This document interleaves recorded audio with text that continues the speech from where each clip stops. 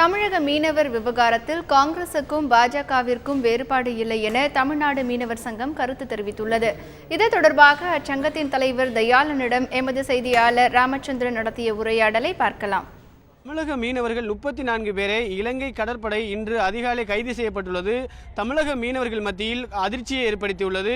இது குறித்து தமிழக மீனவர்கள் சங்க தலைவர் தயாளன் நம்மிடம் இருக்கார். அவரிடம் நேரடியாக கேட்போம். ஒவ்வொரு முறையும் பார்த்தீங்கன்னா மாநில அரசு தமிழக மீனவர்களை கைது நடவடிக்கைக்கு தொடர்ந்து கண்டனம் தெரிவிச்சிட்டு இருக்காங்க. அதே நேரத்தில் மாநில அரசு எப்போல்லாம் போயிட்டு மத்திய அரசு கிட்ட தமிழக மீனவர்களுடைய பிரச்சனையை தீர்க்கணும், தமிழக மீனவர்களுடைய கைது நடவடிக்கையை தடுக்கணும் அப்படின்னு சொல்லிட்டு செயல்படுறாங்களோ அப்போல்லாம் தொடர்ந்து இலங்கை கடற்படை அன்னைக்கு என்னைக்கு அறிவிப்பு வெளியாகுதோ அன்றைக்கே தமிழக மீனவர்கள் கைது செய்யக்கூடிய நடவடிக்கை தொடர்ந்து நடந்துகிட்ருக்கு.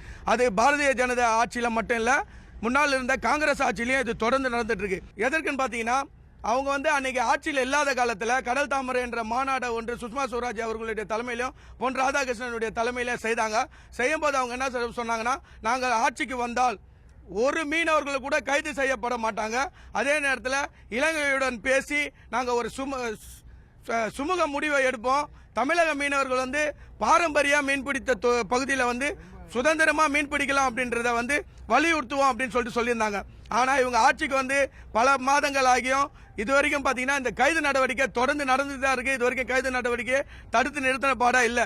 அதே நேரத்தில் தமிழக மீனவர்களுடைய நலன் கருதி மத்திய அரசில் மீன்வளத்துறைக்குன்னு சொல்லி தனி அமைச்சகம் உருவாக்கப்படும் சொன்னாங்க. ஆனால் அது வெறும் கேள்விக்குறியாக தான் இருக்குது.